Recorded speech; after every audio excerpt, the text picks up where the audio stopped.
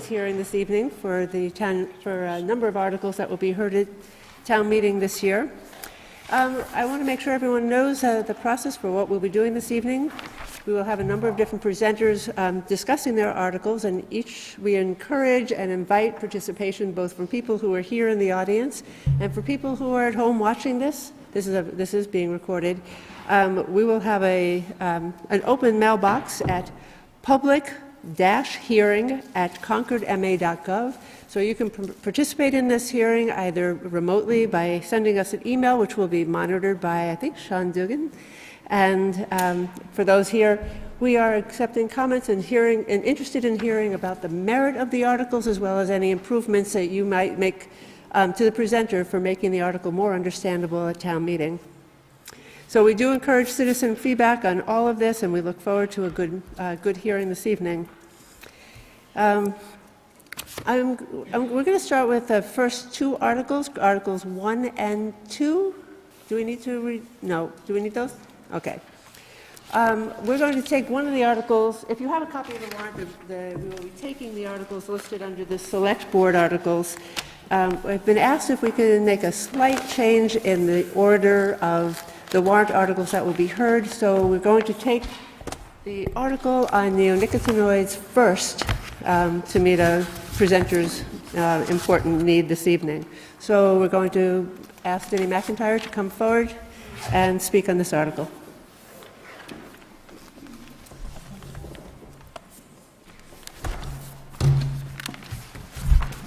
Thank you, Alice. I'm Denny McIntyre. I'm standing in for Mark Hansen, whose article this is, but I'm also a beekeeper, so this is something I'm very interested in. Let's see, here's the article.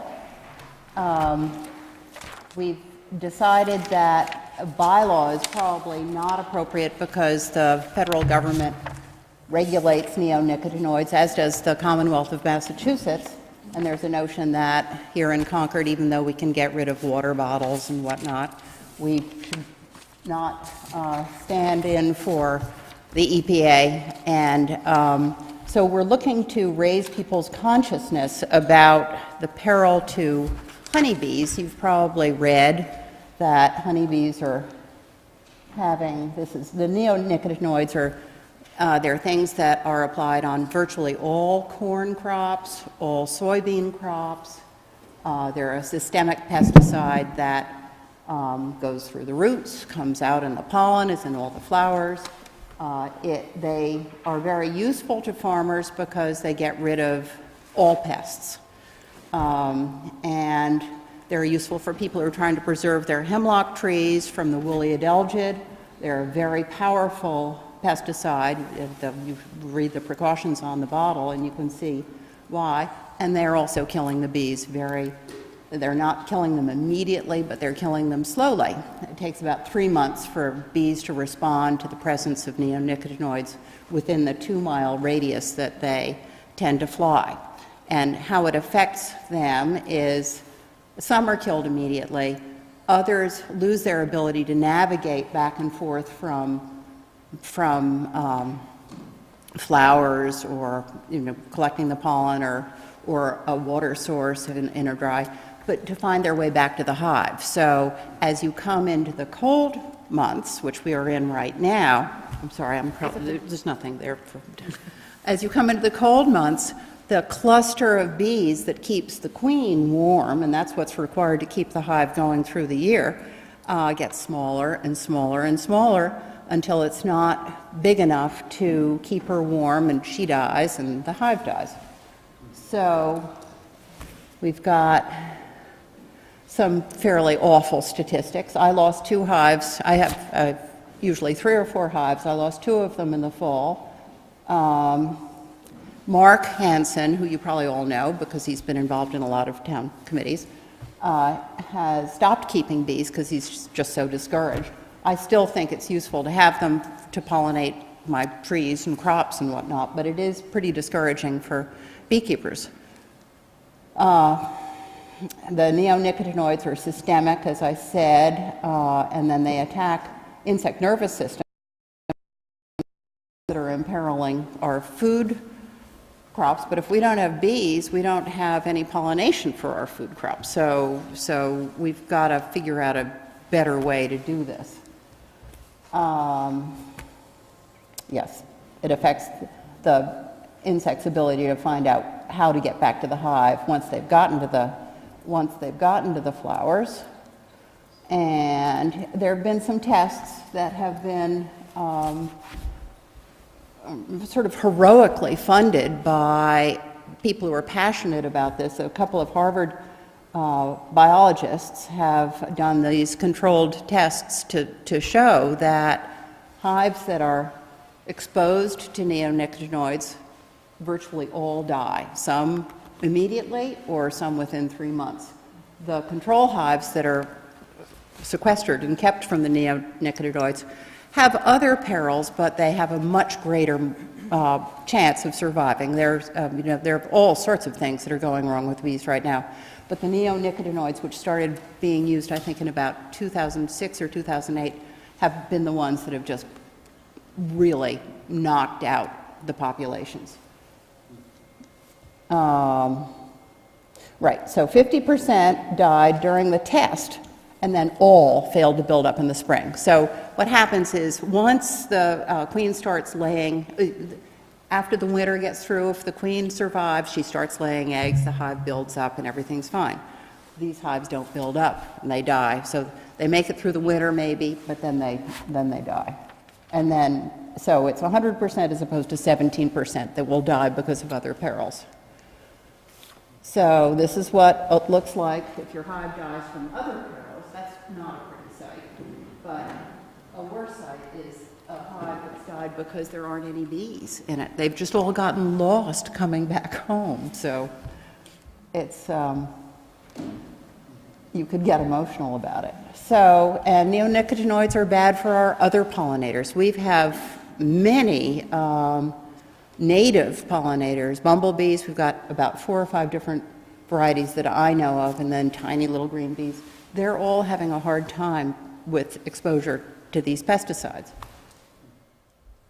So,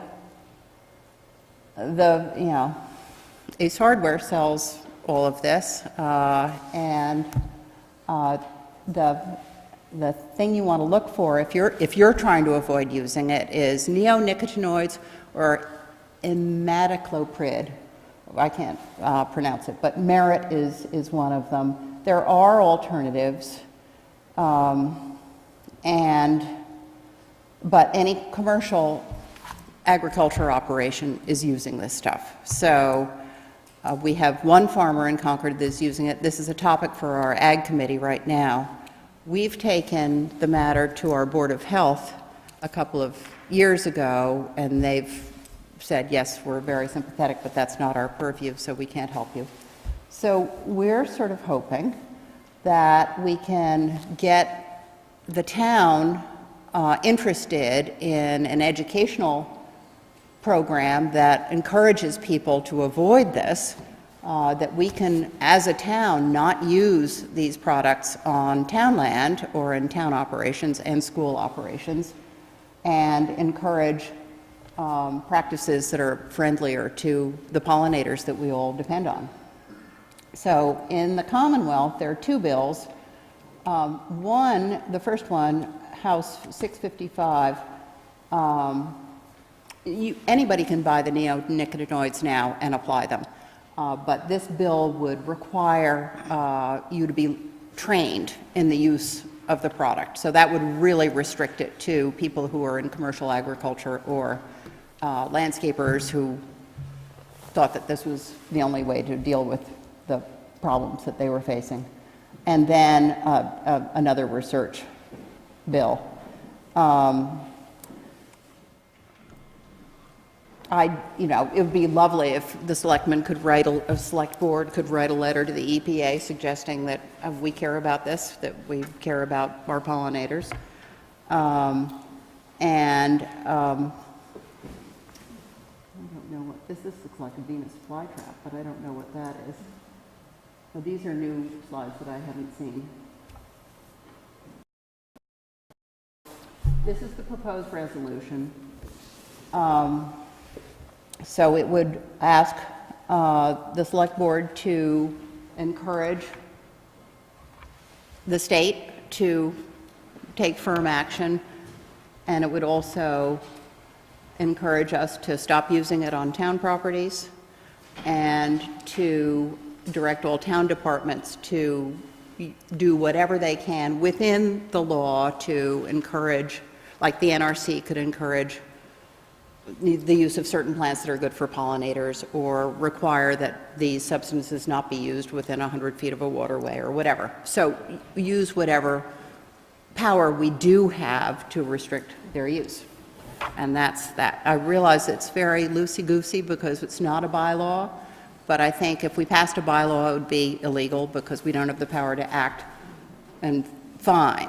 But it doesn't mean we don't have any power. So I'd like to see us use the power that we have. But I would welcome comments.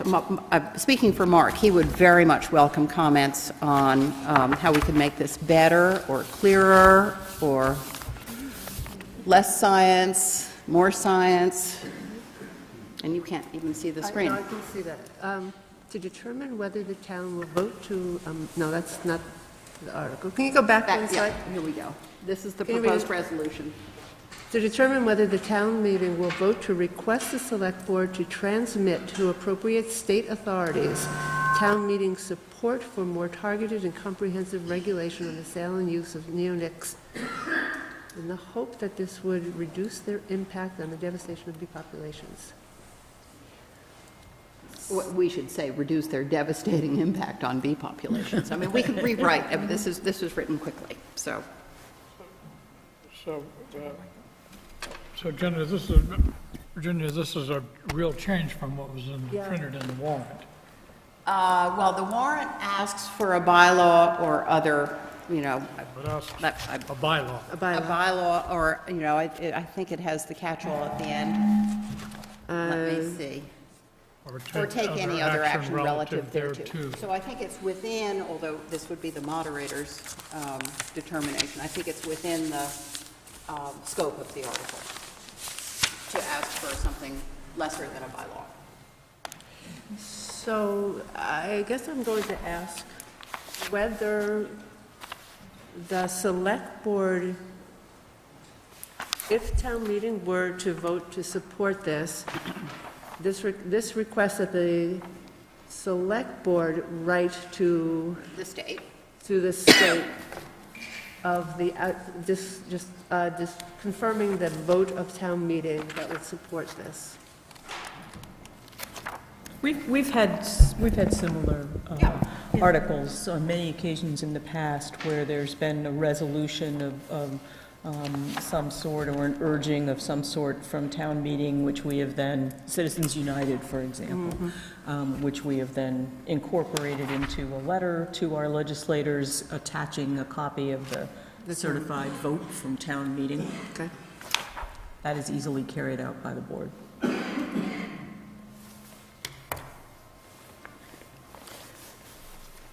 Are you aware that, I was just looking at the EPA website, that they are currently taking comments on Yes. the revised Yes, pollination?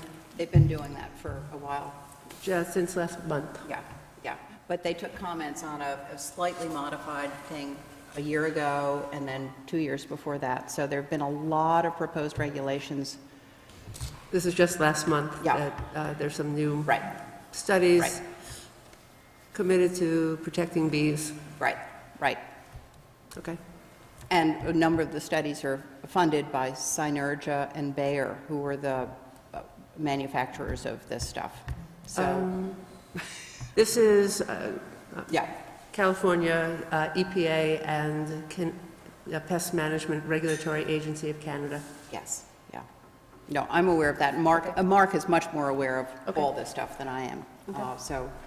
So this is, the effort here is just to do something on a town level that will maybe have an impact within our town boundaries, because, you know, speaking selfishly as a beekeeper here, the bees can fly 2 miles, and it'd be nice for them to be safe in that place that they can fly.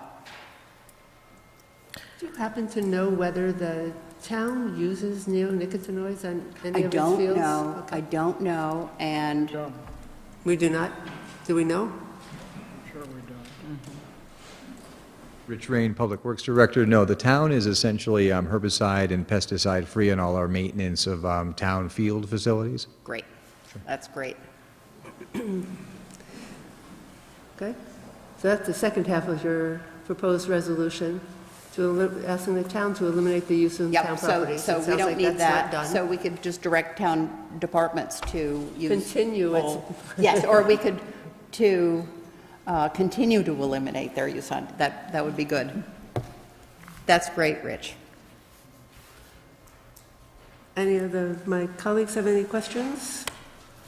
Then I'm going to open this to the audience. If anybody here has any questions you'd like to ask, please come forward to the microphone, state your name and address, and let us hear. Thank you. Oh, should I sit down? I'm sorry? I'll- No, I need you there just in case. These questions should come to you. Beverly Bryant, 175 Conant Street. I just wondered whether the tree people who treat for winter moth use this stuff, because a huge number of people get those treatments. Yes, I have not heard that, but I don't know. The tree use of these is largely for the woolly adelgid on the hemlock, but they may be used for winter moth, which is another peril. Okay. Anyone else? That's a good question, we should find out. Thank you. Speaker? Valerie Tratnik, 43 Hill Street. I'm just thinking about the presentation and what questions might be asked at town meeting, and I think in terms of your presentation, I think you will probably need to address how this might affect area farmers and the homeowners, especially people who are concerned about the plant material on their properties and diseases that they may be affected by, but more importantly, ticks and mosquito problems, which people are spraying for Right. a lot. Yeah. So There are other controls for ticks and mosquitoes, but that's a very good point, because I know that Mark is in contact with the farmers who are using this and who are also alarmed at the loss of bees. So it's a balance. But good question. Any other questions? Yep. If you don't mind staying for a minute. My name is Mark Amato. I'm the farm manager at Verrill Farm, and I'm here tonight representing Steve Joan and Jennifer Verrill because they were not able to come. And I was originally planning to speak to the fact that you were proposing a bylaw, and obviously you've changed that, so that's very comforting to us. The only thing I would add is a little bit more to what you were talking about. The President in 2014 did establish the, I think he refers to it as the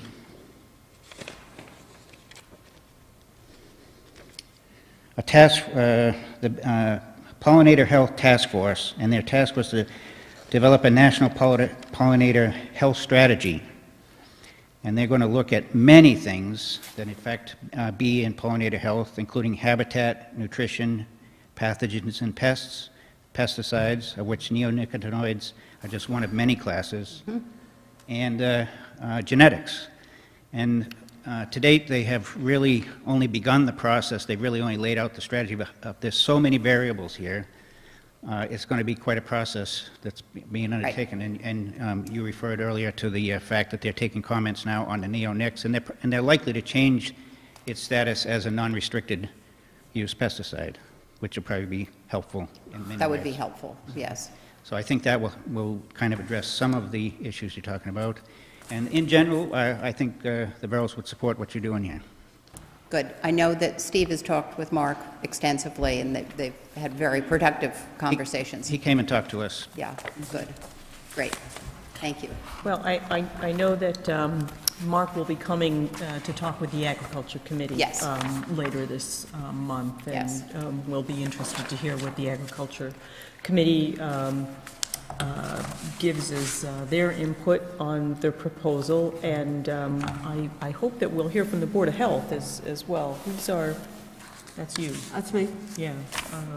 Actually, over the last 2 years, we have heard at the Board of Health presentations on the rescue neonicotinoids. I don't know the current position on this article, but presentations have been made and concern Right. raised. I think and that- commitment to doing some outreach Good. on the use of neonics. Okay, but I think it would be helpful to have Yep. a point of view from the Board of Health on the proposal. Okay, Thank you very much. thank you. We done? I think so. I think that's your, Oh, thank you. thanks. Thank you. Next item that we will hear is Article 29, which is a petition article for the removal of parking meters. Mr. Montague. I'm Bill Montague, 10 Walden Street, and I own Montague Gallery. The decisions we make at town meetings have an effect on every one of us who live in this town. We're all trying to do the best we can for our town. Article 29, I'm proposing we remove the parking meters. When it comes to keeping parking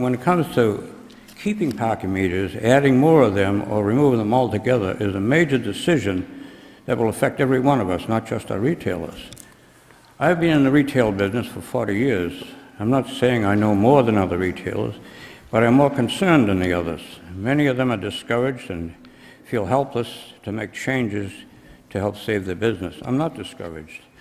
I'm encouraged because we have a town meeting form of government where anyone can voice an opinion, vote an opinion, and be heard. I love this town of Concord, and so do you all. When shops close and we have vacant space, it's a wake-up call for all of us, not just retailers. People jump to the conclusion, well, it must be the rents that cause them to close.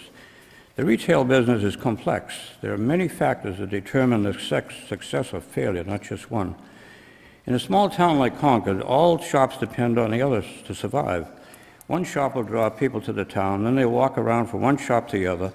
The longer they stay in town, the more money they spend. Today, they spend less time because their meter is running out, or they don't come here at all because of parking meters. When one major shop closes, all the customers that came to that shop no longer come here, so we all lose. To get back to why a shop would close, the reason a shop closes is a lack of customers. If you have customers and you're making money and you want to move on, you sell your business, you don't close it. Some shops in Concord are on their third ownership. I have not seen an empty shop in Concord in 40 years, until just this last year. I wanted to know the reason why shops closed in these past years, so I did some research. With the internet today, you can find out just about anything. I looked into what effect parking meters have on small independent businesses.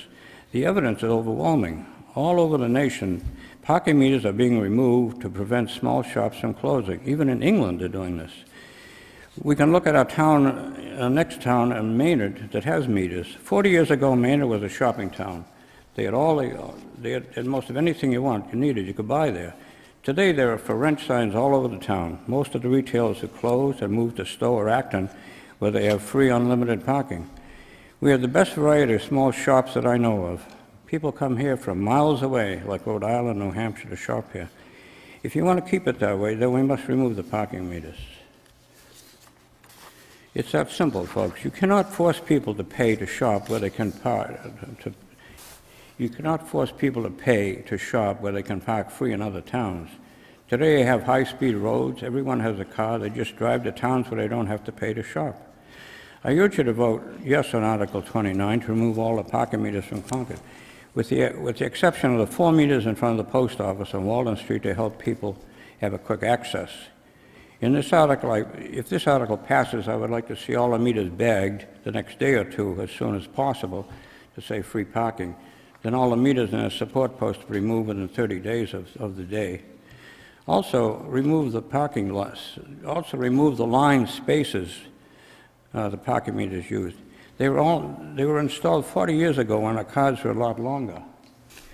Cars are smaller today, as you can see in this photograph. You could get like 2 small cars in a space now.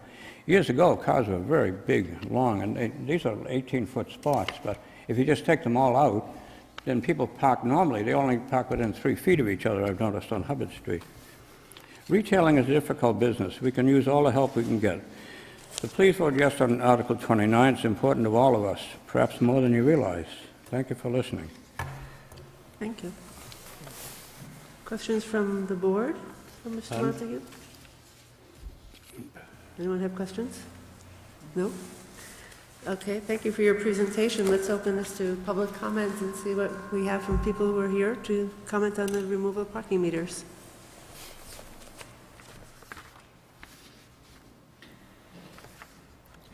Sue Felshen, 19 Sunnyside Lane. Today I was fortunate enough to work from home, but usually if I'm coming to an evening meeting in town after work, I park at the Concord train station so that I can get quickly to the meeting. But I can't always get parking there. And if all the parking meters are gone, then instead of having to park at Kai's Road and have a much longer walk, I could park in downtown Concord and leave my car all day there and then come to a meeting. So that will be very convenient for me, but I don't think it'll be very good for the businesses. Thank you.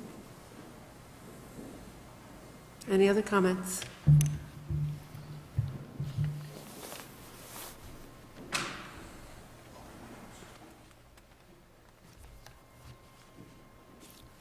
My name is Peter Lovis. I own the cheese shop in Concord, 29 Walden Street. I live in Townsend. I disagree strongly with you on this one, Bill. Fellow merchant, I respect you a lot. You've done a lot of great things for the community, and you're right, you really do care an awful lot about Concord. I too care an awful lot about Concord, and I too care a lot about the parking issues. Basically, I have 3 points. First, the town just recently hired a parking group of experts, and they came up with a parking plan. I'm sure that they didn't give their expertise for free, so the town paid a lot of money for some expert advice. I don't know a lot about parking. I don't know a lot about the internet. I don't know a lot about accounting. I don't know a lot about law.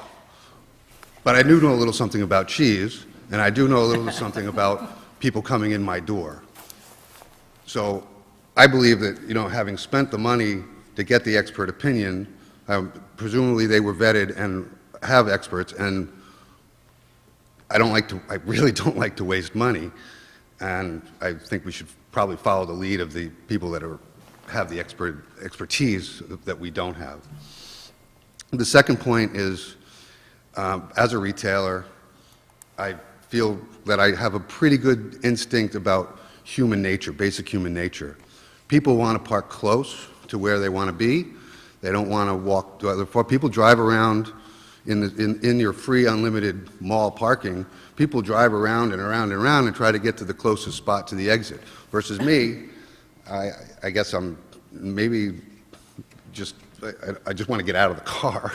So I'll just pull into the nearest spot, and my wife and daughter are always like, "You always park so far away." It's like, well, I don't want to spend any time driving around. I'll just park here. It's there. But I know that if people on Walden Street will come and they'll park all day. We got 30 realtors that would love to park all day. We got 25 architects over at Tuttle. They love to park close all day. I don't know, well, now I only have 8 employees, but I should have 14, and I don't know what they drive, but they would park on the street all day. And I would have no way to enforce that, and it would drive me nuts if I saw them doing that. But I know that they would. Turnover of those parking places is critical. We just went from 2-hour meters to 3-hour meters. I think in 3 hours, Concord's not that big a place.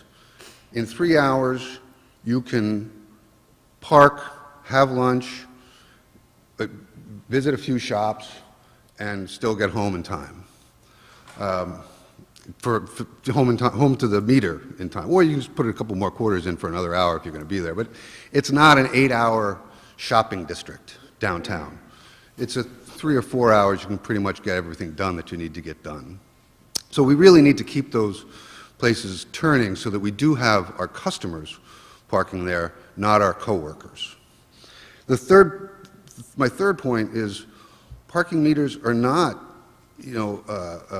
a burden to people. They're really normal things. Whether you go to Boston or Newburyport or Salem, they've all got parking meters. And they're probably a whole lot smarter than me and know that that want to have those things turned around. So they have these meters for a reason. People don't go to a town and say like, oh, parking meters, I'm leaving, I'm out. They're still going to go to that town and they'll find the meters. It's terrible when a customer comes in and says, oh, I just got a ticket for I missed my meter. Well, that's not our fault. It's not the town's fault. It's their own fault. And they express their anger at us, but they really recognize that they're the ones that screwed up. To bring your point of the Mini in front of the bank, well, what about all the Escalades that we see parked? They'll be taking a spot of 3 Minis, and I think that's a red herring. I don't think that's a legitimate point. In Acton, there are parking meters where they have the retail district, which is mostly in West Acton, where the pharmacy is and there's a liquor store. The rest of the stores in Acton that don't have meters is because they have a parking lot. They're in a strip mall. They don't have the nice look of a small community town with independently, privately owned businesses. We do have free parking here. We have a 2-hour lot right behind us. I think the parking plan calls for that to be paid parking. I haven't seen the entire plan myself, but that's free parking. Free parking on Kai's Road. Free parking behind Scotty, Vanderhoof. It's, again, limited to a couple hours where I think people can, do their tour. I don't think people spend less time here because of the meters. They spend less time here because we're a small town. We only have so much for people to see. It's not a 10-hour stroll around. You can cover Main Street. We have 2 streets, Main Street and the other street. You and I are on the other street.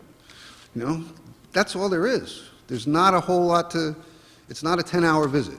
It's a 4-hour visit.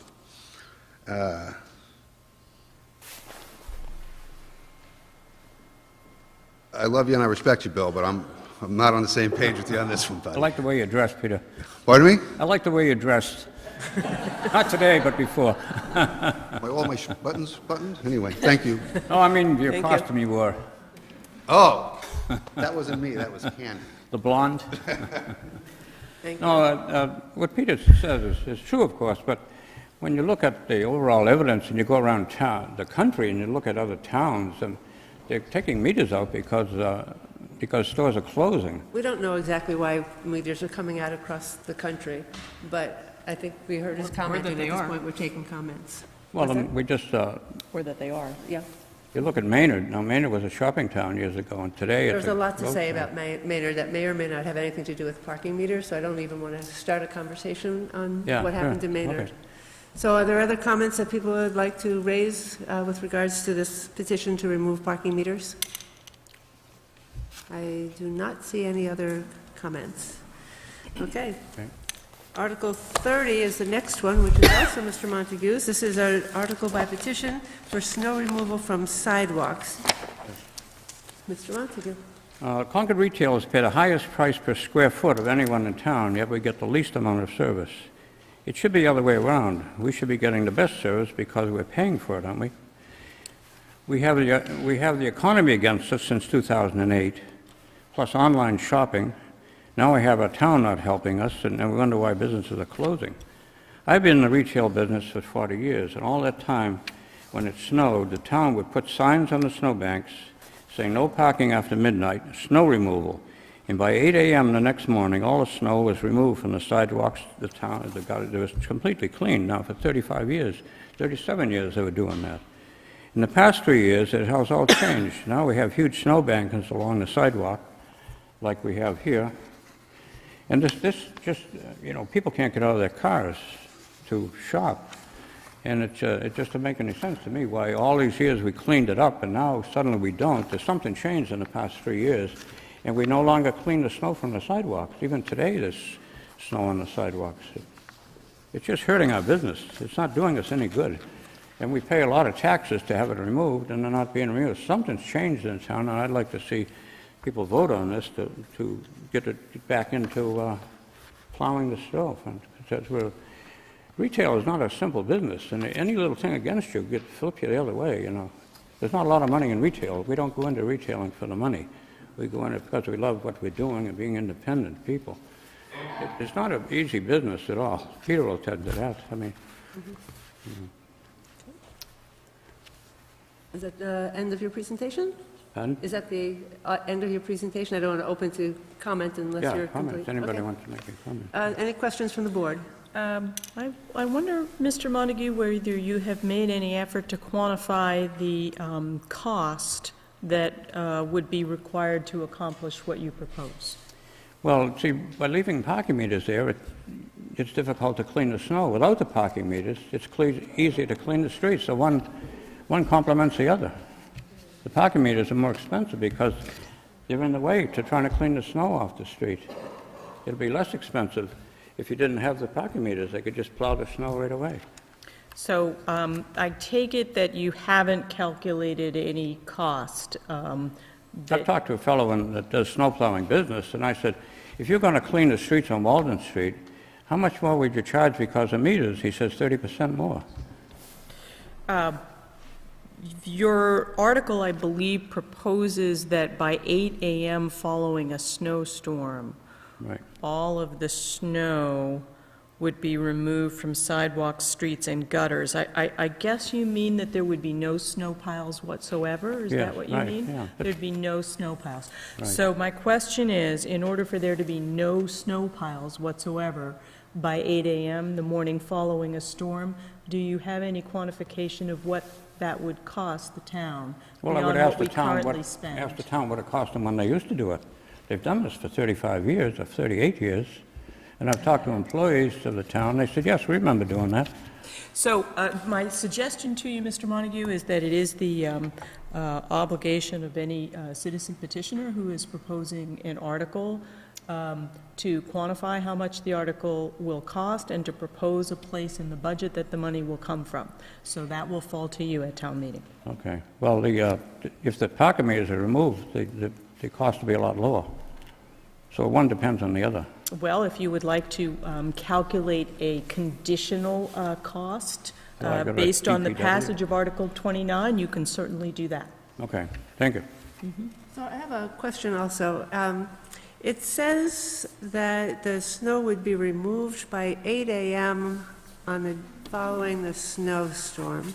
And I'm curious, in this last snowstorm where it was predicted to continue snowing into the wee hours of the morning, Well, is it the next day, the 24 hours after that by which you would expect? Well, you have to use your head. You have to be reasonable I'm here. just asking because of the words of the article Yeah. state, the morning after a snowstorm, and we don't always have snowstorms that end at 6 p.m. or 8 p.m. or midnight or 4 in the morning.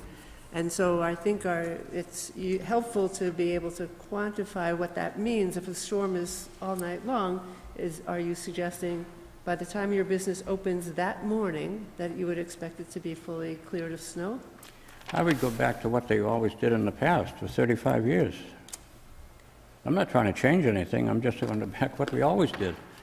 So can I ask a question? I'm curious about the photo that you're using in the slide. Is that a photo from last winter when we had an Yes. unprecedented amount of snow never before had in the It's state of 2014 and Massachusetts? So 2015. I'm just wondering whether that's a reasonable representation of our average annual snowfall, or is this based on a 1 year's dissatisfaction with the snowfall of an unprecedented year? Well, I can't qualify it in inches if that's what you mean, but I think a picture's worth 1,000 words. There's the snow and there's a photograph of it. I mean, what more can I say? Well, what more needs to be said? That's just an unusual winter with an unusual snowstorm is all I'm suggesting. Well, we had the same thing this winter, but the snow is still there on the streets today. I wonder whether any from the public has a question. I believe we do. Questions from the audience? Yes. Ruth Lauer, 100 Keyes Road. If we look at this photo, Mr. Montague, in the far distance, yep, way at the back, I see a snow removal vehicle. Just saying.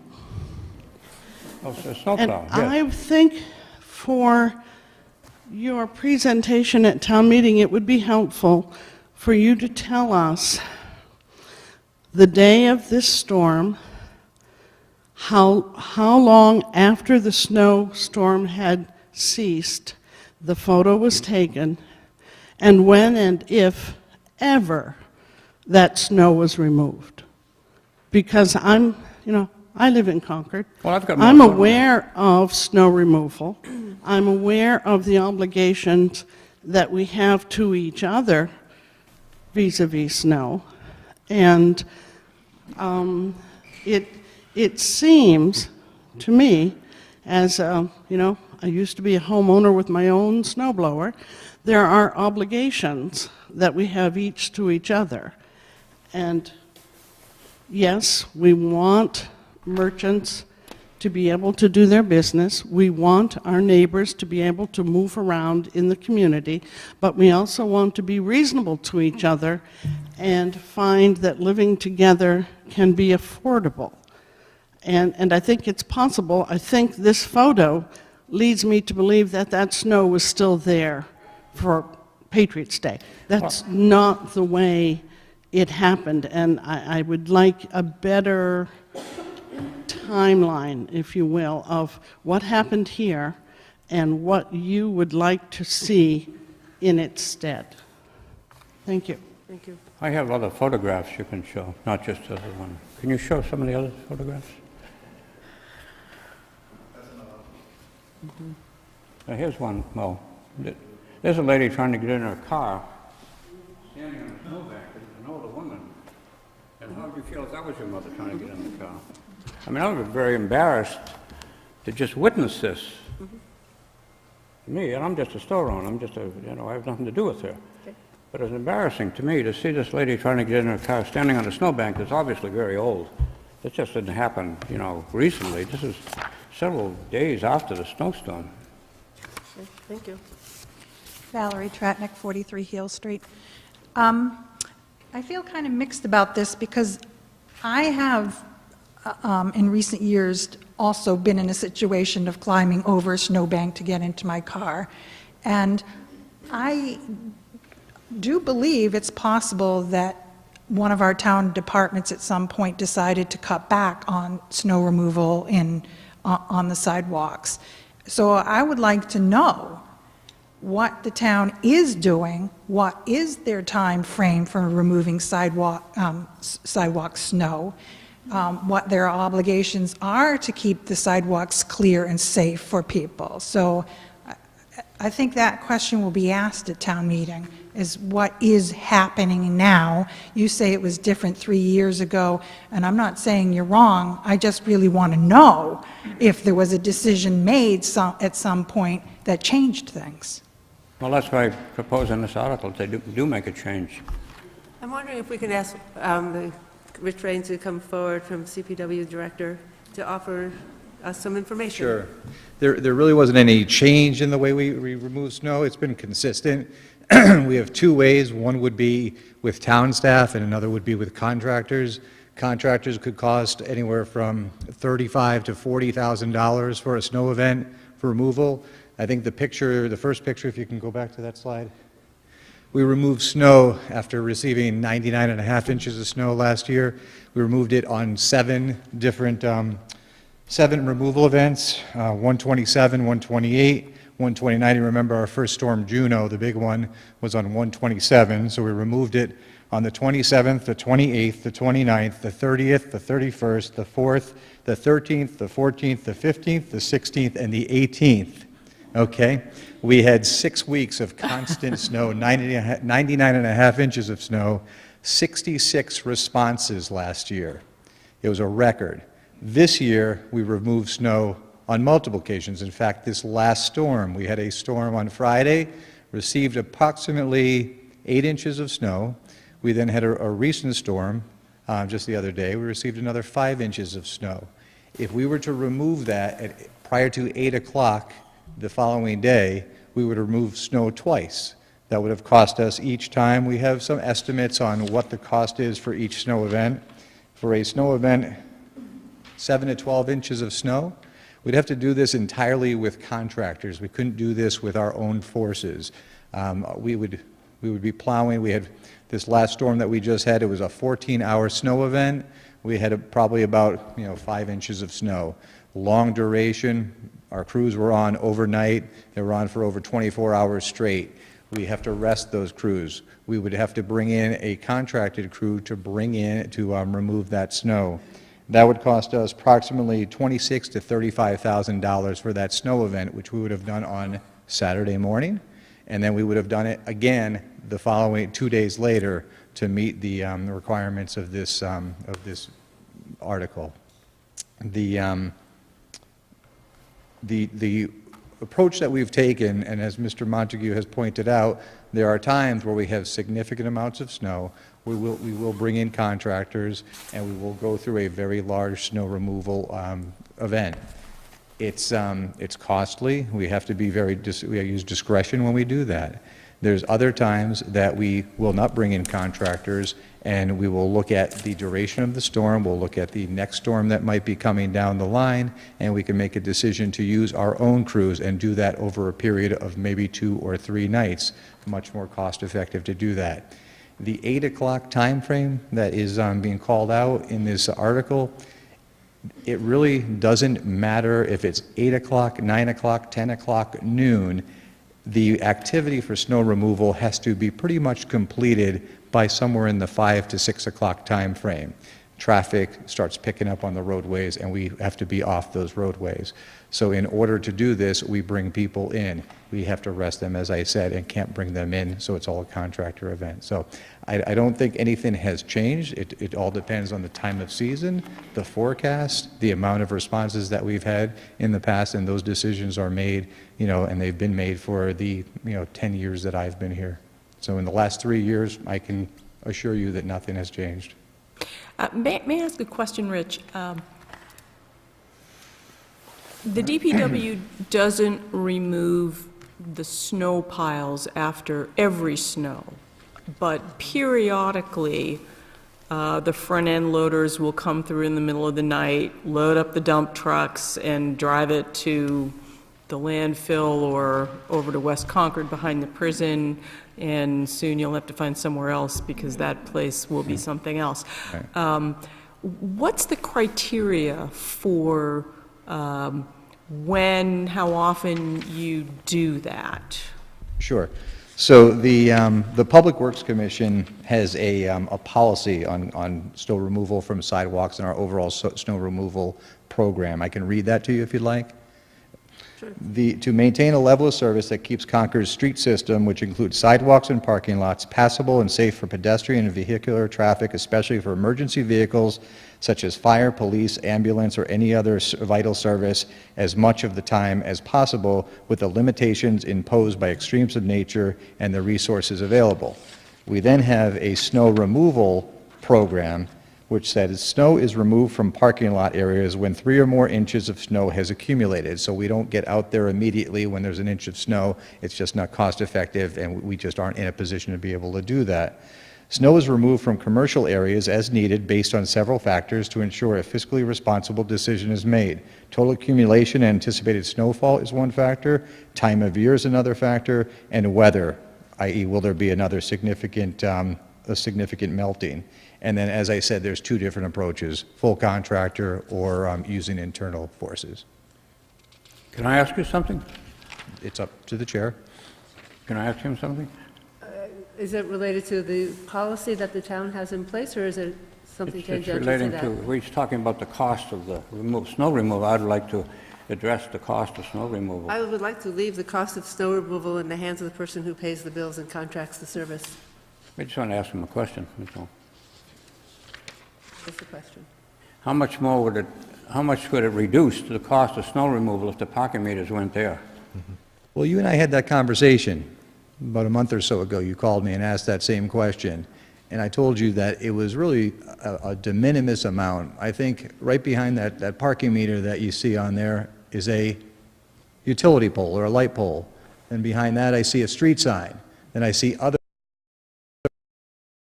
The advice that you've been given to have a clear sidewalk and be able to get in there with the backhoe, I don't think takes into account some of the other obstructions on the sidewalk, which would give you the same impacts, and the efficiencies would be lost through that.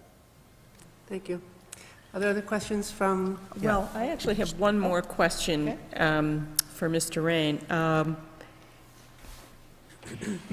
Is there an environmental impact from scooping up snow that has been piled on streets that has dirt, salt, sand, et cetera, in it, and then transporting that to another area and dumping it on the land?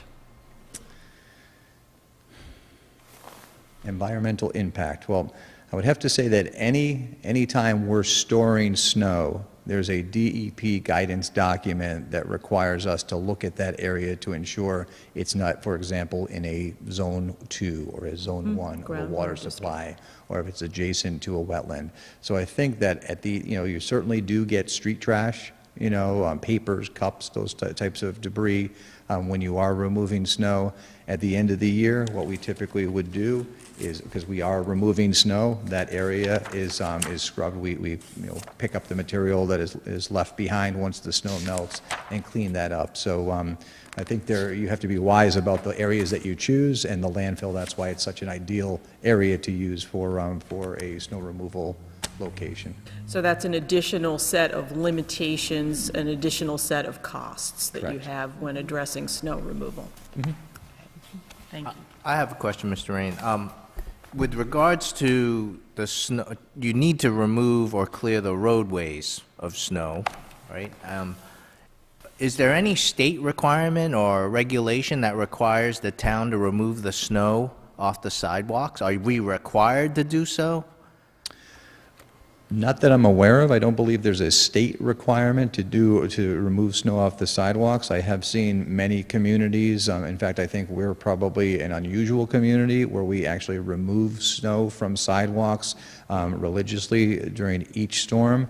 Many communities, Cambridge, for example, other smaller towns require both merchants and residents to remove the snow off of their sidewalks on their frontage. So I think the town's been very sensitive to our commercial businesses in those areas, and have always traditionally removed that snow. I know that our priority is the commercial areas as well as the school walking routes when we're talking about snow removal and clearing of sidewalks. And I will point out that our snow removal program for sidewalks does not begin after our roadways are clear. It begins concurrently with our roadways. So we are actually have dedicated sidewalk routes and machines that will go out at the same time that our roadway machines are and trucks are mobilized. Yeah. So I just think it's important for that distinction also, that large cities and small, many of them require the building owners to remove the snow from the sidewalk. That's correct. And the town of Concord, thanks to the DPW, does that on a regular basis. Oh, thank you. Thank you.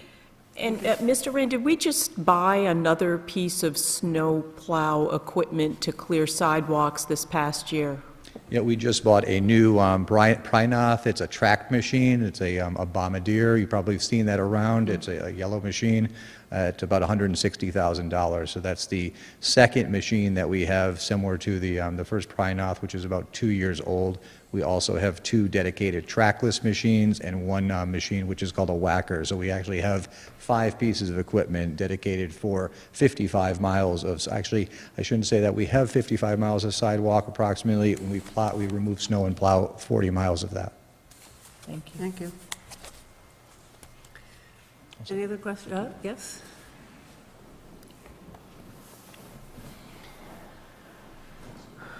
D. Ortner, 169 Thoreau Street. These questions are for Mr. Montague. Mr. Montague, I'm wondering if you have spoken with the Chamber of Commerce, and if this issue that you're presenting here if this article that you're presenting here has been discussed at the Chamber of Commerce, if it has the support of the Chamber of Commerce, does it have the support of other businesses in the area or other property owners of retail shops? The Chamber of Commerce is in business for a long time, and they don't seem to do anything to support the retailers that I know of, and I've dropped out of it because they don't support the retailers. That's my own opinion of the Chamber of Commerce. So you Somebody did else not may have raise it. this with them? Pardon? You did not discuss this with them? Yeah, I asked them, and they don't, they used to call up and when there'd be snow there and do something, but they don't do it anymore. They don't even bother having, calling. How about other business Ms. owners? Pardon? Ms. Ordner, I can tell you that the Select Board, through the Town Manager, did reach out to the Chamber of Commerce and ask for its view on this, actually not on this proposal. It was on parking meters, pardon me. Yeah.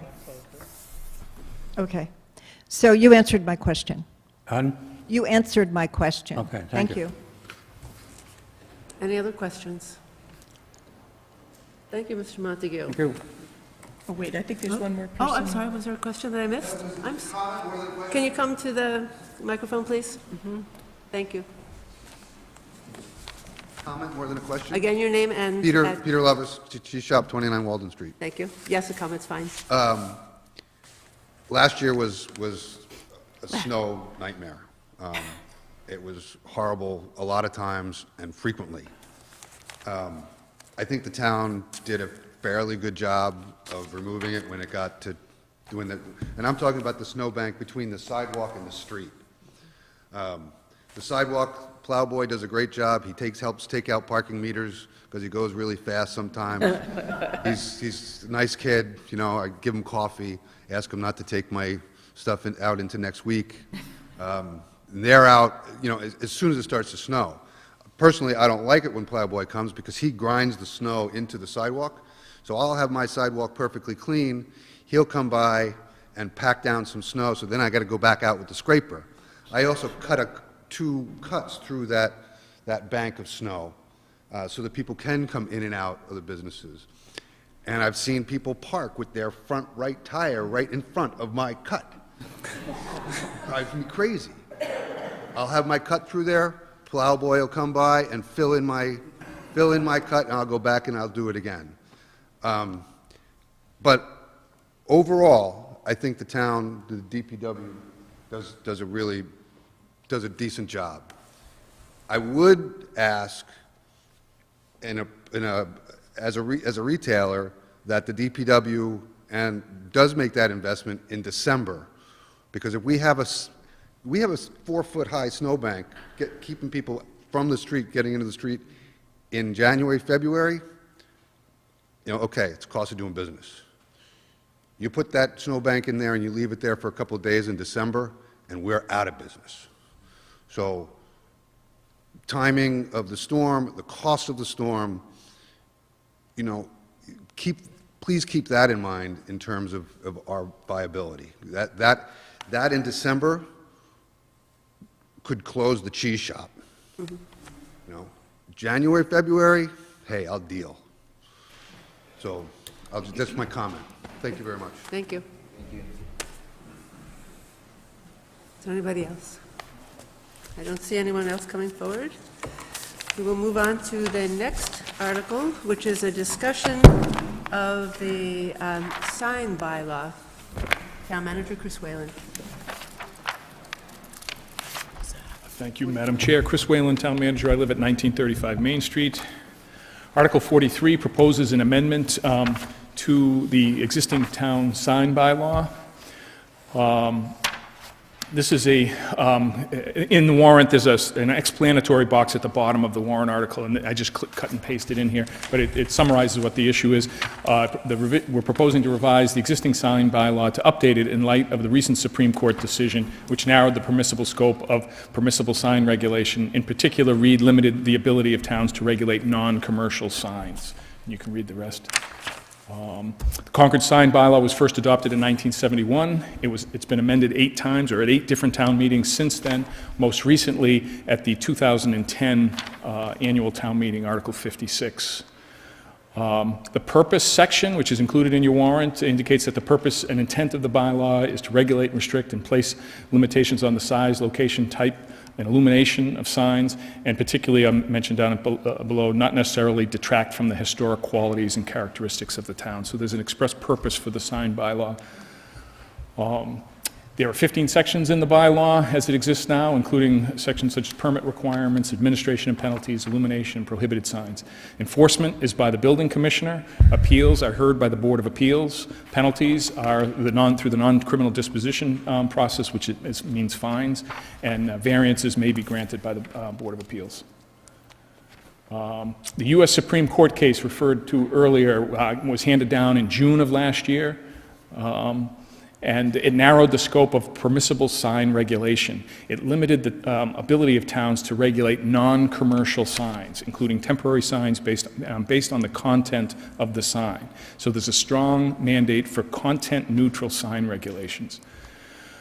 Concord's current bylaw uses terms such as charitable, religious, or educational event. Those are not content neutral. Those talk about specific types of communication. So religious and educational nonprofit signs, political, ideological, charitable purposes, those are all content laden. These terms refer to the content or message of the sign and should be replaced with a neutral description. Section I want to bring to your attention, so what's proposed that we eliminate, primarily the amendment that's been proposed is that we eliminate references to political and charitable signs and refer to them instead as non-commercial signs. So that would be religious signs for Bean Supper or Rotary Club or any of those institutions, school events, Fen schools, yard sales, what have you. Those would all be considered non-commercial signs. I wanted to draw your attention to the fact that non-commercial sign, the new language in Section 5, as shown in again, I just cut and pasted from the warrant here, they would be subject to the following conditions. No such sign shall be affixed to a tree or utility pole or otherwise erected in the public way, and that's existing language. What's new is that non-commercial signs may be erected in the town's right-of-way adjacent to a property by the property owner only if there's no protrusion of the sign into the public walkway or roadway, placement of the sign will not damage any plantings that are in the area, and placement does not pose a hazard to passersby. Non-commercial signs may be erected on other town property only pursuant to administrative policy governing the placement of signs enacted by the select board or town manager. So what's different is in the past we've allowed political signs, other temporary signs to be placed in the public right-of-way on town property for only 14 days. And this eliminates that limitation. It was pointed out that while we restricted political signs, religious signs, other types of non-commercial signs, we didn't limit real estate signs, for example, or contractor signs. Typically, people are allowed to put their real estate for sale signs out in the public right-of-way until the house is sold, or the contractor sign that the roof is being fixed until the roof is fixed and the sign is removed. So the ACLU contacted town council and said, you've got a problem here, that you're allowing certain commercial expression to take place sort of indefinitely in the public right-of-way, but you're restricting the political speech and the other speech by non-commercial entities. So essentially, that's what the proposed bylaw will achieve, is it will eliminate references to political, charitable, religious, educational signs and install in their place non-commercial signs. But included in there is a suggestion that if we have to either decide we're going to allow no signs in the public right-of-way, like real estate signs or roofing contractor signs, or we're going to allow all signs in the public right-of-way. So I wanted to flag, I know the sign bylaw was originally adopted, I think, in part to limit a proliferation of signs. But there is this free speech issue that's come up and has been identified, and the court decision is relatively new, so it remains to be seen. There's been no challenges or subsequent cases come out of it, but I wanted to particularly flag a significant change in the bylaw that's proposed here. Thank you. Questions from this board? And Chris, I take it that the proposed changes have been vetted with town council? They were actually authored by town council. He actually drafted this. So we should be in full compliance with the recently decided Supreme Court case with these amendments. That's correct. Although counsel admonishes that because the law is, or the case law is so new, we'll have to keep an eye on the bylaw and any new pronouncements that come out from other court appeals levels. Thank you. Thank you.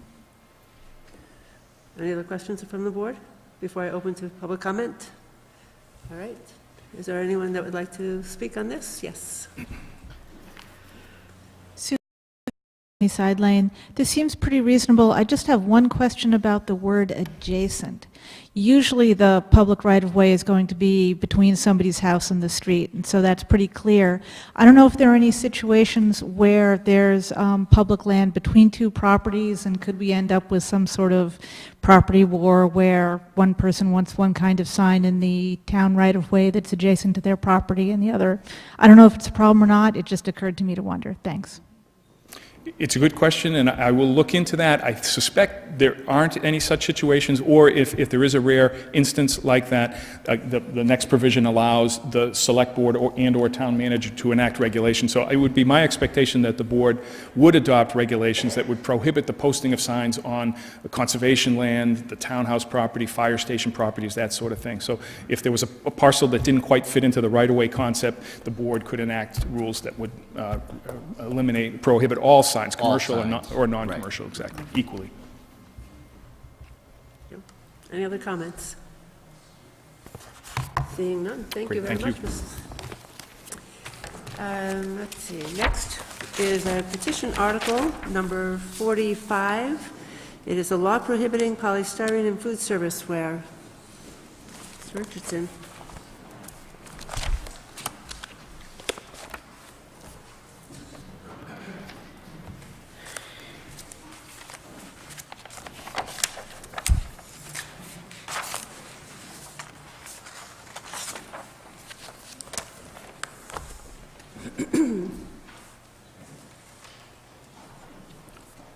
Good evening. Scott Richardson, 260 Elsinore Street. In Concord, we are committed to sustainability. We understand that we must keep identifying practical actions that we can take to protect our environment. Article 45 is one of these actions. Convenience food and beverages are packaged in polystyrene. This is bad for us, and it's bad for the environment. We can live without polystyrene. The truth is, we did this before, say 20 years ago, and we can learn to do it again. Article 45 prohibits food establishments from providing food or beverages in polystyrene containers. It requires food establishments to use environmentally responsible containers. It prohibits retail establishments from selling polystyrene food service ware. Enforcement is simple. We will use the same approach as we used with our successful single-serve plastic water bottle ban and our successful plastic bag bylaw. Exemptions are possible. For example, food that's packaged in polystyrene containers outside of Concord, but is sold in Concord, is exempt. In the unlikely event that an alternative to polystyrene is not available, or if using an alternative causes undue hardship, a food establishment can request an exemption. Polystyrene for food service ware comes in two forms: foam and rigid. Both forms have the number 6 plastic code. Polystyrene is strong, light, and dirt cheap. Speaking of dirt, polystyrene never recycles, never biodegrades. It cannot be recycled, practically. Our land, our waterways, the oceans are trashed with polystyrene. Here are 8 things you need to know about polystyrene. I'll let you read them.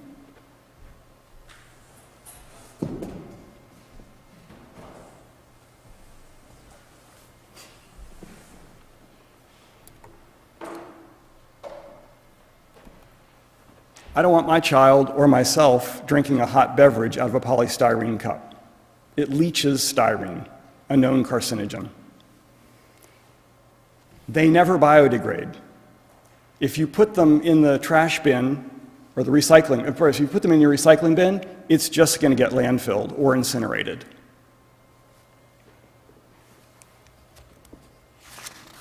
Fortunately, alternatives exist.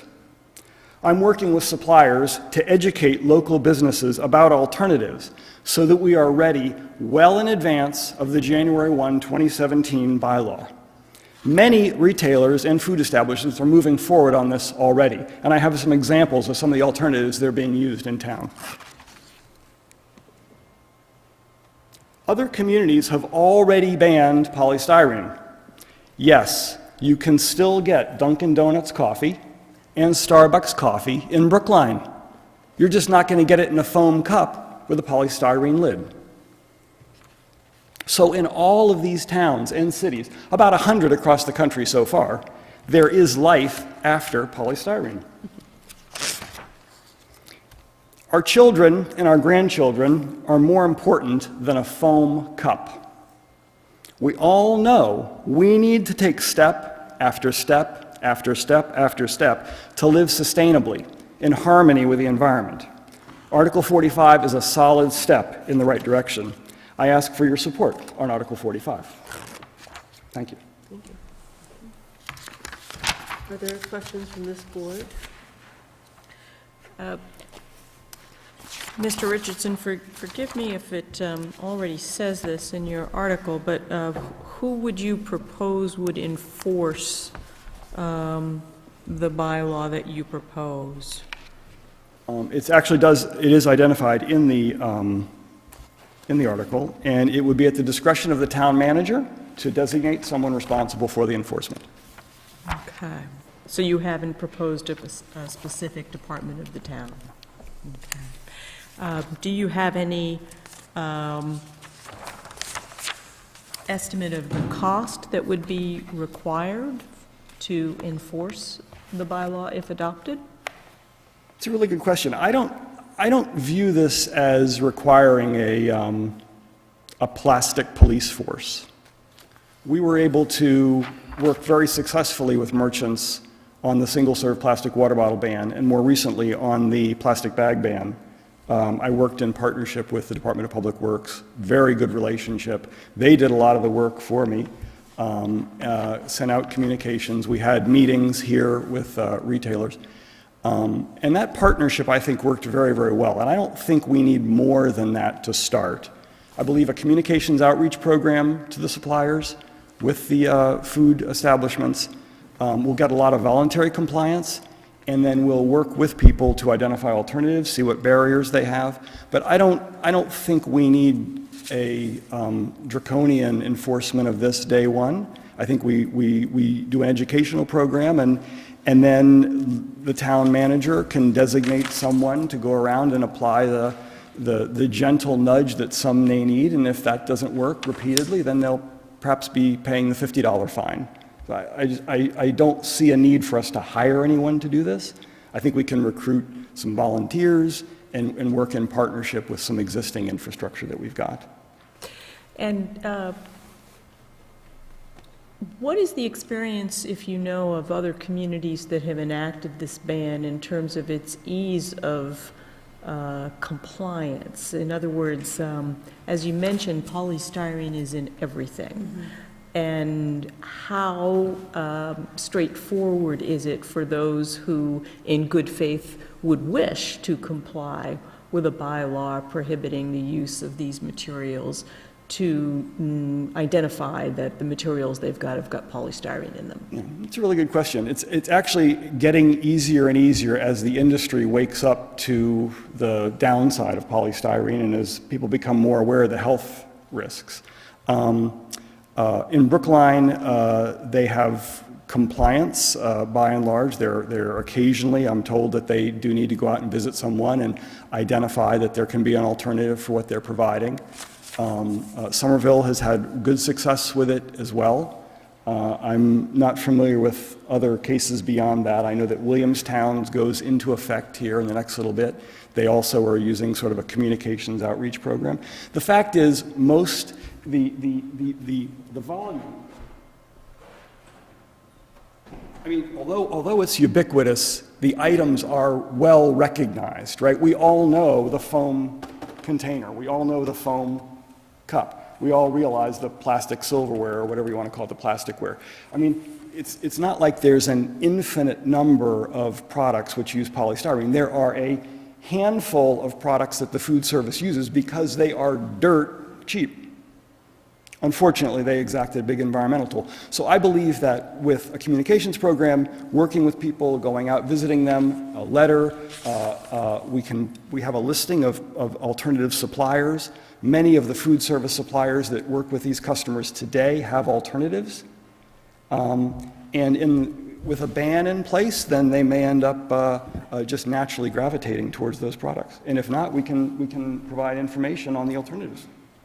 I think it may be helpful for town meeting, either as part of your presentation or to have ready in response to questions, what more specifics on what the compliance and enforcement experience has been in the other Massachusetts communities that have enacted a prohibition on polystyrene. Sure. I could follow up on that with another suggestion, since it's been in place in a number of neighboring communities.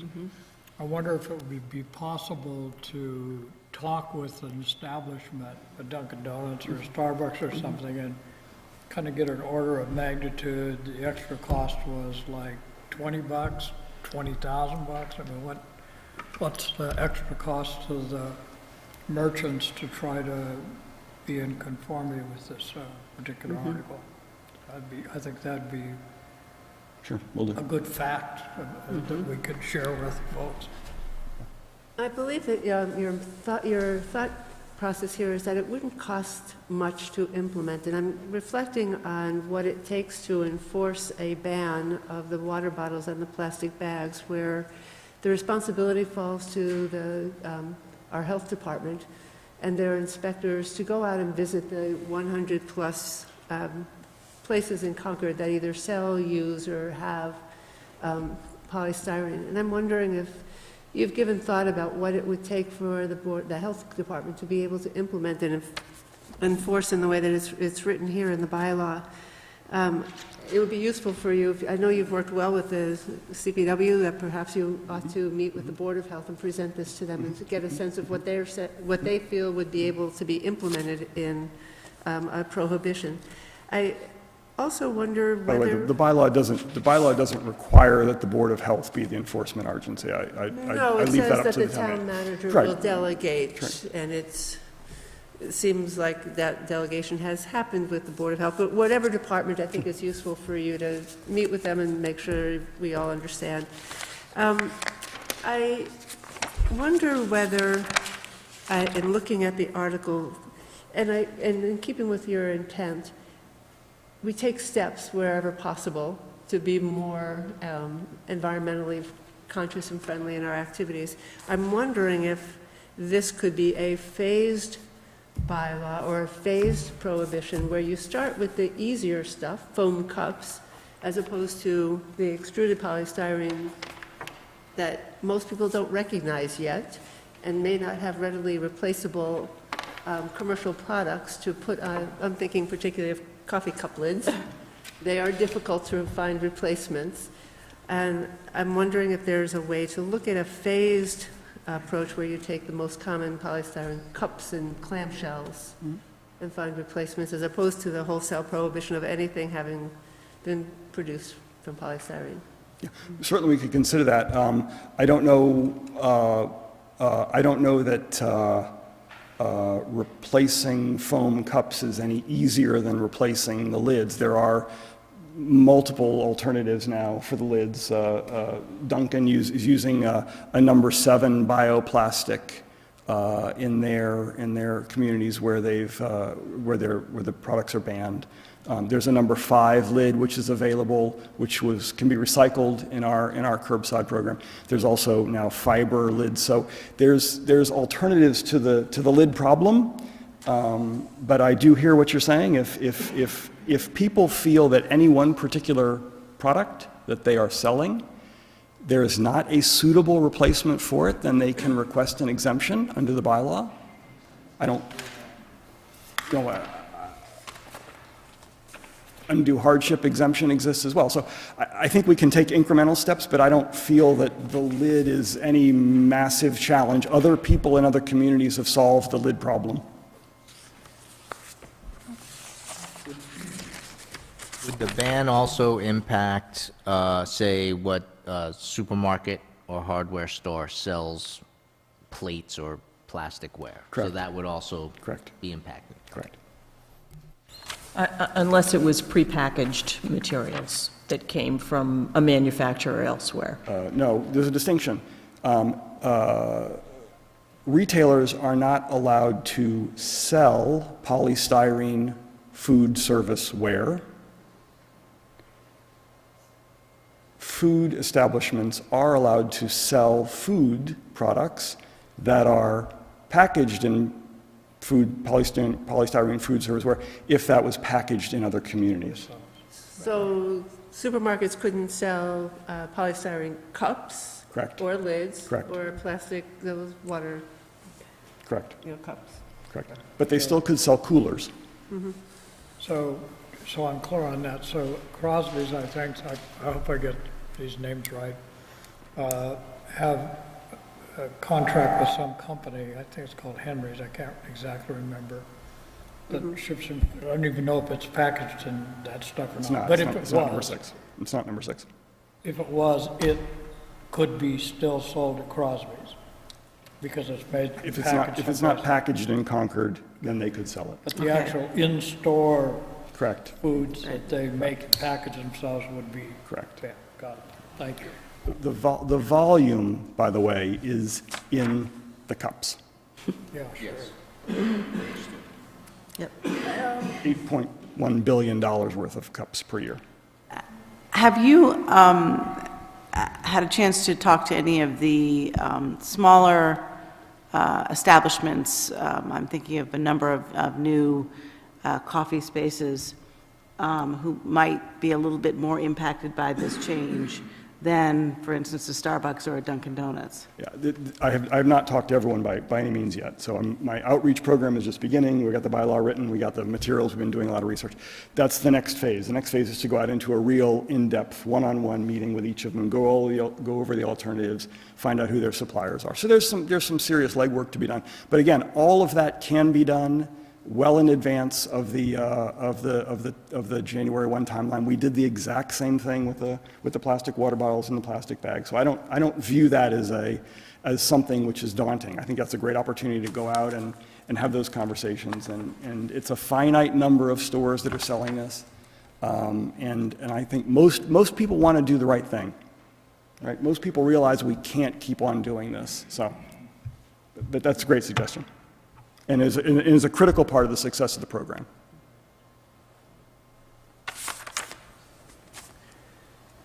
Any other questions from this board? We have questions from the audience. Yes. Tom McCain, 138 Nishotic Road. I think it would come under the health department to do the inspections because they already inspect most of the facilities ongoing anyway. The concern is when they checked with Brookline, they found that Brookline did have to go and hire additional personnel in order to effectuate their bylaw that went into effect. And I would only point out that there was an article in the Brookline Wicked Local dated April the 2nd of 2014 that said Brookline styrofoam embargo affects more, harder to follow than plastic bag ban. Can you say that again, please? I'm all in favor. I didn't hear you. Can you say that again? I didn't hear what you said. It said Brookline styrofoam's embargo affects more, comma, harder to follow than the plastic bag ban. I'm all in favor of doing away with styrofoam. One of the things that they did point out is, at least at that point, while the cups were able, there was a replacement, there wasn't any replacement for the cover for the cups and the straws. And I'm always nervous about imposing burdens on businesses that, while there may be an ability to get a waiver, there's a whole process, very time-consuming. I would also point out that I believe Emerson Hospital would come under the effects of this provision and could be very costly. I would prefer to see kind of an analysis done before we go ahead and vote in favor of it, so we know what we're dealing with. I think the education side of it, there's no reason to hold off, and I agree with you. I think most of the community is in favor of this, and if they go into the stores and ask, hey, I'd like to get some other packaging, that might have a much easier effect than coming and having a warrant where we're imposing fines if they do not follow it. Thank you. Can I respond to that? Or? Do you have Yeah, I mean, I think, Brookline is a much larger community than ours. I don't know how many food establishments they have, but it's much larger. I don't know how many people they hired, but I'll find out about that. And then regarding Emerson Hospital, the first conversation to have, I think, with anyone is, what polystyrene products are you using? And in a hospital, I would hope they're not. I certainly would hope they're not putting hot liquids in them, because it leaches. So, let's have a conversation with each of the affected parties and find out which products are they using. I had that conversation before. Oh, yeah. We put on the warrant rather than afterwards. Yeah, but by town meeting, we'll have had that conversation, absolutely. They were not aware of this. Yeah. They do have styrofoam. Yeah. Thank you. Thank you. Are there other comments? Oh, I'm sorry, yes. My name is Bob Vello, and I'm the general manager for Crosby's Markets over on Sudbury Road. First, I just want to say that we've been in town for 36 years, since 1980, and we care very, very much about the environment. We really do. What we try to do is we believe in reducing, reusing, and recycling. Currently, we recycle all our cardboard, all paper, shrink wrap, plastic containers, glass, aluminum, and food waste. We also recycle plastic bags. Now, plastic bags are banned in Concord. That's fine. But we still take them back because we have 2 bins in our recycling center. It's filled up twice a day with plastic bags. Those bags come from outside of town, other retailers. But we want to do the right thing. We continue to take them back, and we recycle them. We've tried to be proactive over the years. We stopped using plastic bags before the ban was even proposed. We recycle food waste.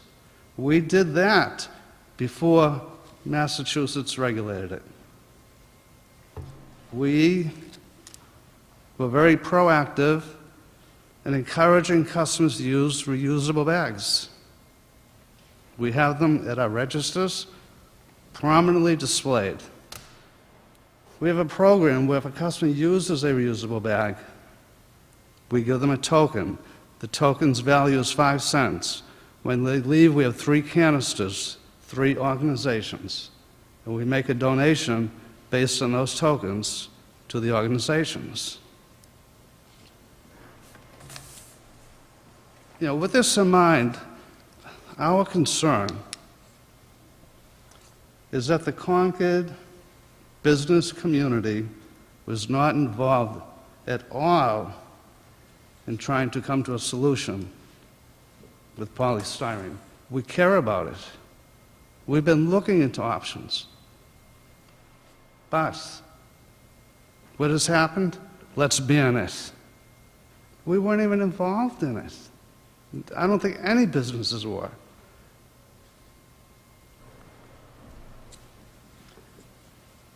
You know, small business is vital to a community, and they should have a voice in matters that affect them operationally and financially. What we would like to see is this should have been done the right way from the beginning, not just come in with a ban. But the businesses should have been involved with it. There should probably be a committee that's set up to analyze this with the people that understand it, the people that know about polystyrene and how it would affect businesses.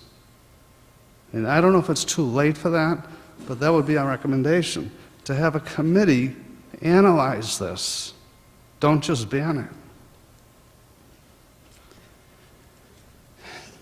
You know, it's sad that the ban has to come first, because I've heard so much here tonight about working together. Why is it we can't do that? Why is it we have to just go and ban it? Thank you. Thank you. Can I ask him a question? Sure. Can I, before you sit down, could I ask you a question? Hi. Do you have any sense of what it would cost Crosby's to comply with this? You said you've been thinking about it and you wanted to be involved, and so what? We have started to look into that, and it could be anywhere as little as twice as much, up to probably 5 times. That doesn't help me. I don't know what that means. Yeah. What the dollar cost? Do you have any sense of? We have not figured that out yet, no. I could tell you, though, that the ban on plastic bags has cost us well over $30,000 annually. In profit? You've eaten $30,000, or you passed it along to? In cost. Us consumers. It's over $30,000 in cost for the bags. Mm-hmm. When did you first learn about this initiative? Well, that's part of that problem. We just found out last week. We had no idea this was coming. Thank you. Crosby's doesn't have a lot of polystyrene products. We have enough to, it's enough to be of a major concern to us. But again, we're trying to be proactive. We're trying to do the right thing. We are looking into it.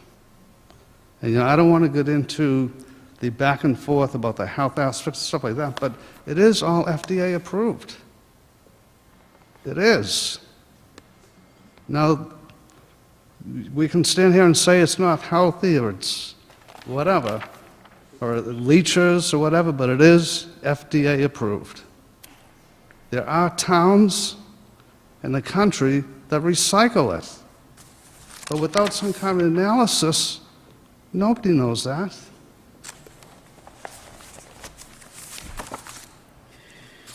Okay, thank you. Are there any other questions? Yep, one more.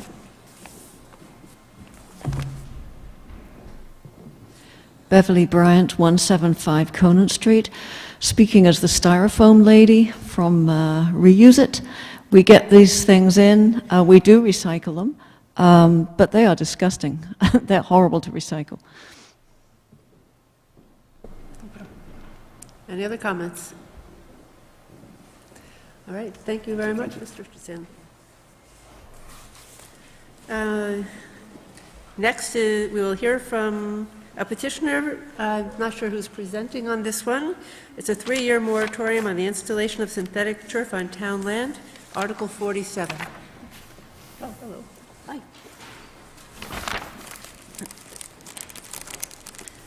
Beverly Bryant, 175 Conant Street. I'm representing Grassfields for Safe Sports, which is petitioning the town of Concord for a 3-year moratorium on the installation of synthetic turf on town land. Here is our Article 47.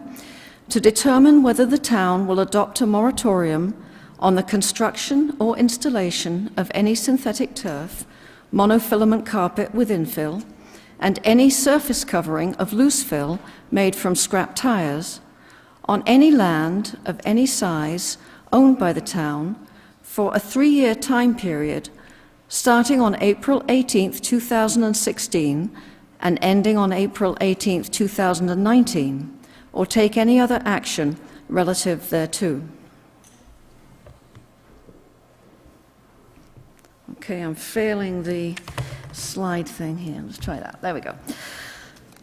This moratorium does not include pour-in-place surfaces that are currently in use on, for example, the Emerson Playground running track. Town land includes, but is not limited to, that of the Concord Public Schools, but does not include that of the Concord Carlisle Regional High School or private land. So what is synthetic turf?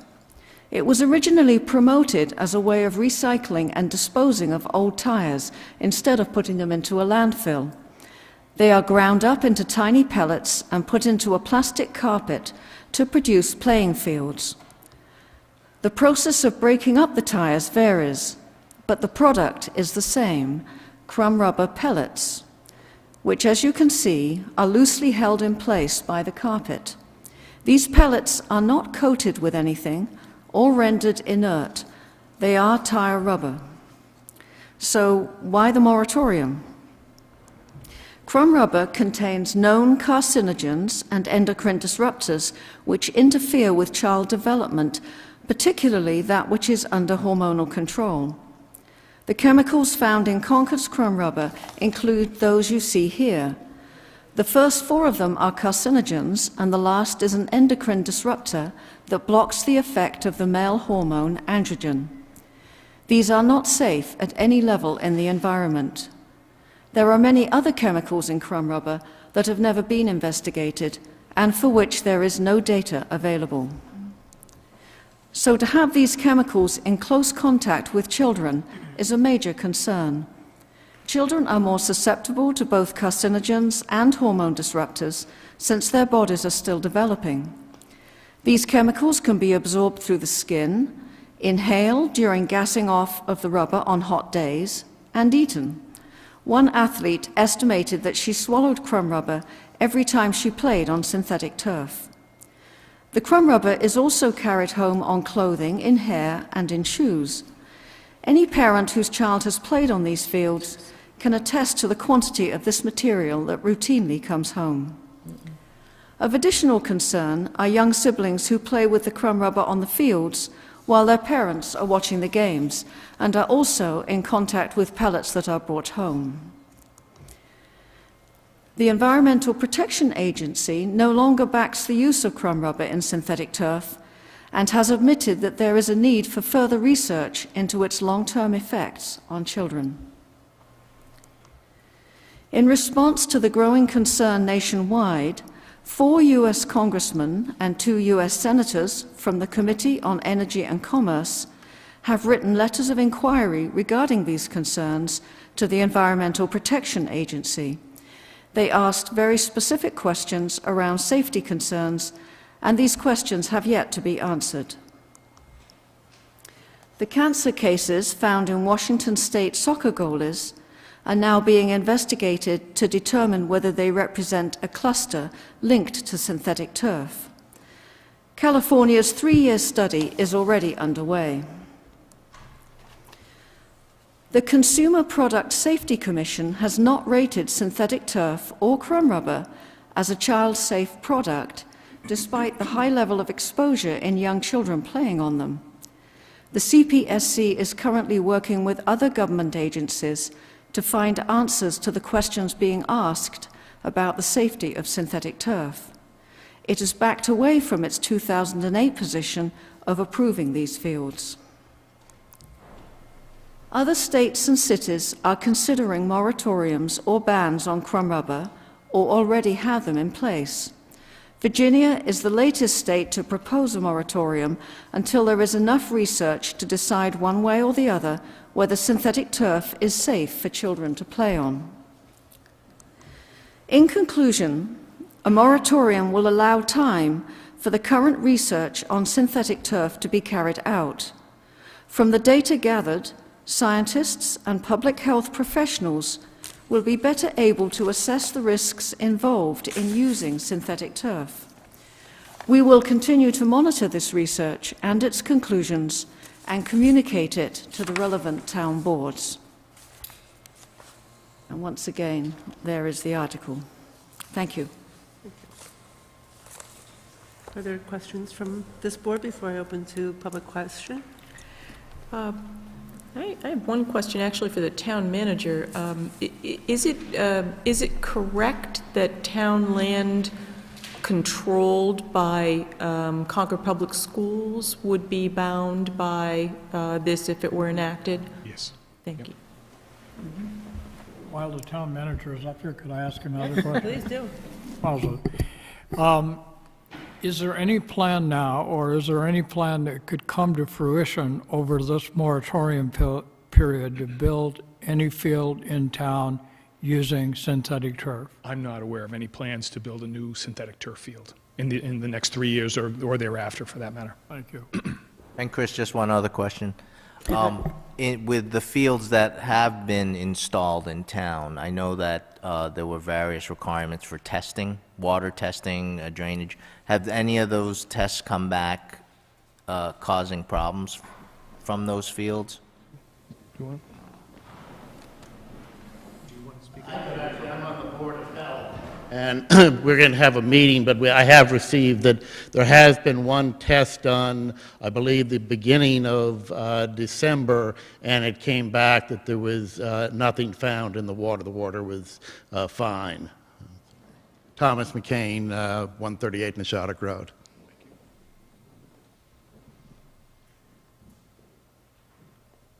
I have a question. While Chris or maybe Richard's there, are there the current fields that have been built that have synthetic turf are only on the CCRSD property? And is that true? Are there any fields already that were built by the town on town-owned land that there are none? All the publicly owned fields are at CCHS. There are some of the private schools have artificial turf fields as well.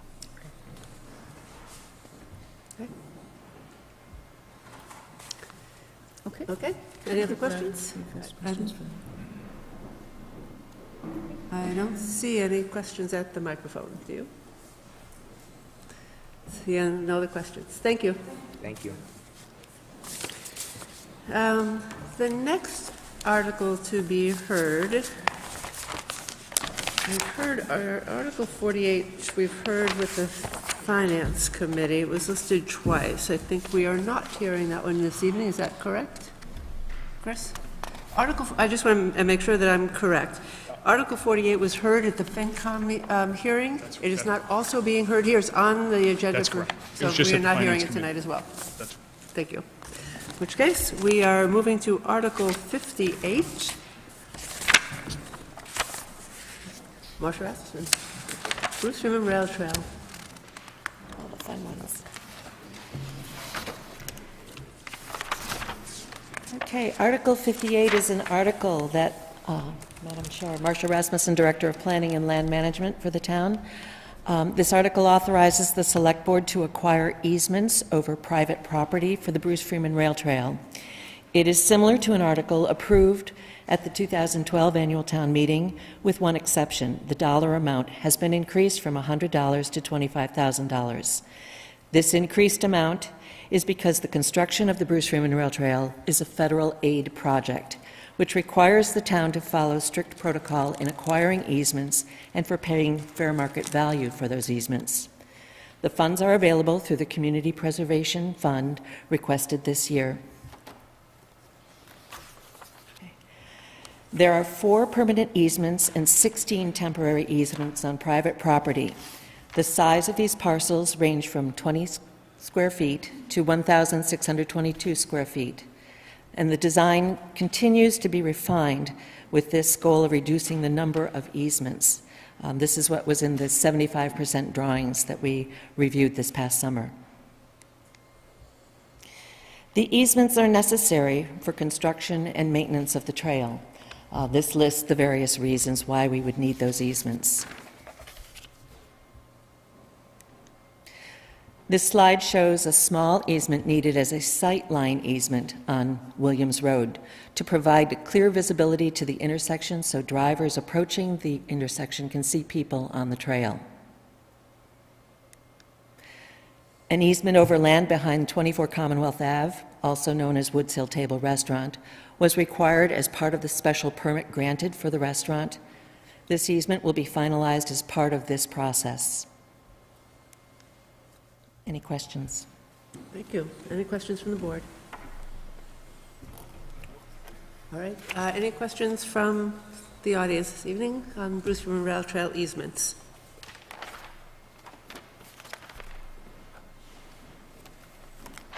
I just have a suggestion, Valerie Tratnik, 43 Hill Street. During town meeting, it might be a good idea to have some of those drawings either as handouts or available some other way, because it's kind of hard to see what they are from here. Very good. Thank you. Good suggestion. Any other comments? I don't see any. Thank you. Next article. Article 59, right? 58. 59, sorry. Again, Marcia Rasmussen, Director of Planning and Land Management for the Town of Concord. As noted in the prior presentation, the Bruce Freeman Rail Trail project is a federal aid project. Federal highway requests that the town extend easements over town land that is needed for the Bruce Freeman Rail Trail right-of-way. This article will authorize the Select Board to grant or deed easements over town property for the trail, open space, and recreation. There are 3 permanent easements and 7 temporary easements over town land. Easements are needed for construction and maintenance, for access, paving, grading, clearing and grubbing, and loam and seed. One of the large ones is this slide showing the permanent and temporary easements to construct a handicapped accessible path from the street, Powder Mill Road, down to the trail over town land. This slide shows the rail trail crossing from the state-owned right-of-way across the commuter parking lot in West Concord. It's just that little portion in the center, but it will still require easement over town land. And then this is the actual construction that was done for Junction Park. As the town staff designed the park, they took into consideration the continuation of the trail for the Bruce Freeman Rail Trail. So it shows the path through Junction Park. And that's my final slide. Great. Thank you. Marcia, can I ask who will hold the easement? Who do we grant this easement to? That's a really good question, and I don't know right now. I have an example.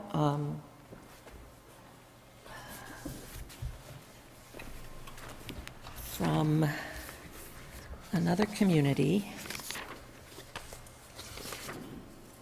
provided by the state. I'll be working closely with the Right-of-Way Bureau for Mass Department of Transportation.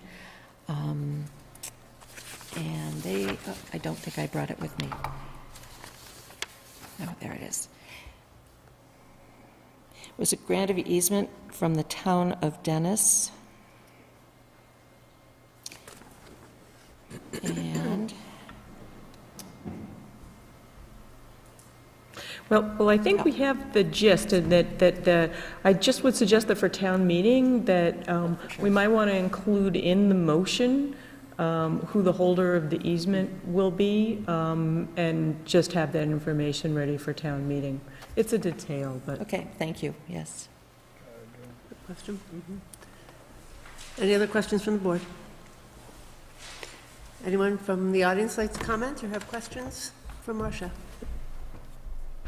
Marcia, when will the party be? For I'm going to have a blowout. We all are. We are working toward getting construction drawings finalized this summer, and we're hoping that the legislation and all these easements and everything is finalized so that it can be advertised, hopefully in July, latest in September, awarded the contract over the winter so that construction will start in the spring of 2017, and then hopefully completion by the end of 2018. Very Very and exciting. I'm going to have a big party. That's getting really close. Yes, it is. I think there should be two parties, one when the construction starts for the shovel, a little groundbreaking, and then one when it's done. That's great. Thank you. I think that is the end of our hearing this evening. I appreciate everybody sticking around to the end, and as always, you can contact us with any further thoughts, concerns, or questions. We look forward to seeing you at town meeting. Thank you very much.